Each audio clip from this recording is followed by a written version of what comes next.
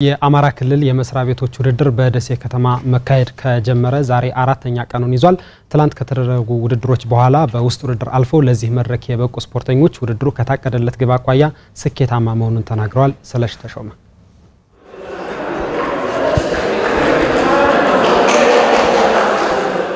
11ኛው የአማራ ክልል የመስሪያ ቤቶች ውድድር በደሴ ከተማ ቀጥሎ እየተካሄደ ይገኛል። እግር ኳስ፣ ቮሊቦል፣ ጠረጴዛ ቴኒስ፣ ቼዝና ዳርት ውድድሩ የሚደረግባቸው የስፖርት አይነቶች ናቸው። ከባለፉት ዓመታት አንፃር ዘንድሮ የተሳታፊ ስፖርተኞች ቁጥር የጨመረበትና ጥሩ የውድድር መድረክ መሆኑንም ተሳታፊዎቹ ነግረውናል። ውድድሩ በጣም ደስ የሚል ነው።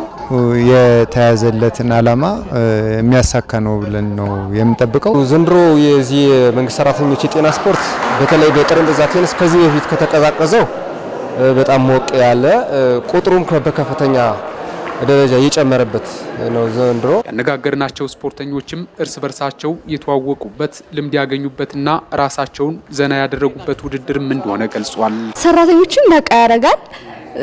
ነገ እንደዚህ ሁሌ ቢኖር ራስን ፈታ ታረጋለህ። እንደገና ደግሞ ከሰው ጋር ትተዋወቃለህ። ማታቀው ነገር ትማራለህ። ትግስት አለው። ጨዋታው ደግሞ ትንሽ ለየት የሚያደርገው በቃ ከሁሉም ሰው ጋር እንድትተዋወቅ ያረጋል።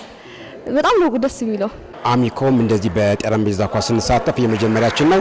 እዚህ መጠን በመሳተፋችን ከህብረተሰቡ ጋር ከሌሎች አካባቢ ከመጡ ሰዎች ጋር የመተዋወቅ የመግባባት ልምድ የመለዋወጥ አግኝተናል። የእርስ በርስ ግንኙነታችን የማንተዋወቅ ሰራተኞች በጣም እርስ በርስ እንድንተዋወቅ አድርጎናል። ከዛ በተረፈ ግን ሰራተኛው ጤናውን እንዲጠብቅ ነው አንዱ ትልቁ ዓላማው ማለት ነው። ስለዚህ ያንን በትክክል ያሳካ ውድድር ነው ብዬ ነው ማስበው። ሰራተኛው ካለው የስራ ጫና ራሱን እንደዚህ የተወሰነች ሰዓት አግኝቶ ራሱን ሪላክስ የሚያደርግበት ሰዓት ነውና ወንድማማችነት የሚያጠናክርበት የእርስ በርስ ግንኙነት የሚያጠናክርበት የልምድ ልውውጥ የሚወስድበት መድረክ በመሆኑ በጣም ብዙ ነገሮችን ጠቅሞናል ብለን እናስባለን። የአካባቢው ማህበረሰብም ልምድ የሚያገኝበትና በኢኮኖሚም ተጠቃሚ የሚሆንበት ውድድር እንደሆነም ተጠቅሷል።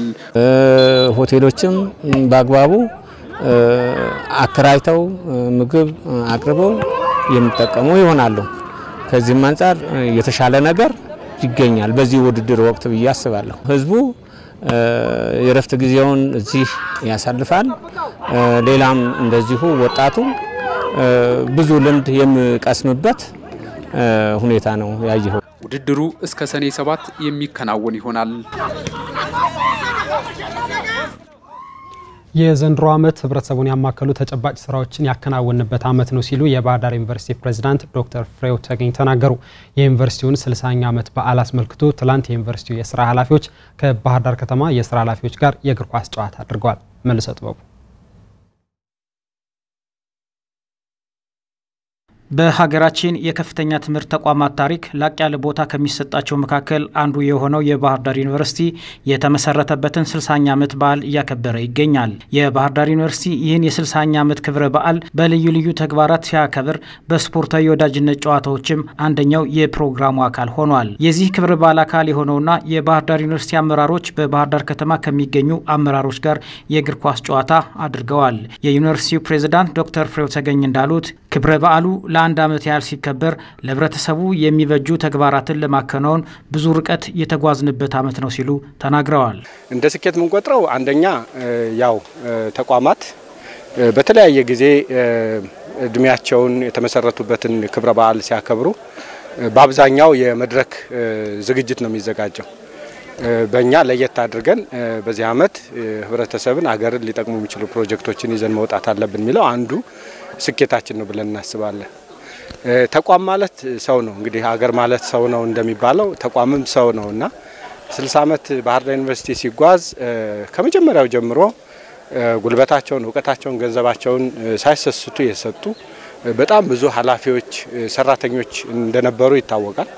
ተመራቂዎቻችን የባህር ዳር ዩኒቨርሲቲ የድሮ ምሩቃን በራሳቸው በተማሪነትም ሆነ ከተመረቁ በኋላ አሻራ እየጣሉ ነው ያለፉትና 60 ዓመቱን እነዚህን ሰዎች እነዚህን ኃላፊዎች የምንዘክርበት አድርገን ነው እያከበርን የመጣ ነውና በጣም ብዙ የተማርንበት ለባህር ዳር ዩኒቨርሲቲ ብቻ ሳይሆን ለሌሎች ዩኒቨርሲቲዎችም ትምህርት ጥሎ ያለፈ የ60ኛ ዓመት ክብረ በዓል ነው እያከበርን ያለነው። ዩኒቨርሲቲው ባለፉት 60 ዓመታት ውስጥ ካከናወናቸው ተግባራት አንዱ የስፖርት አካዳሚ መገንባት ነው ያሉት ዶክተር ፍሬው ተገኝ ይህ ተግባር በጥሩ አፈጻጸም የተከናወነ መሆኑን ተናግረዋል።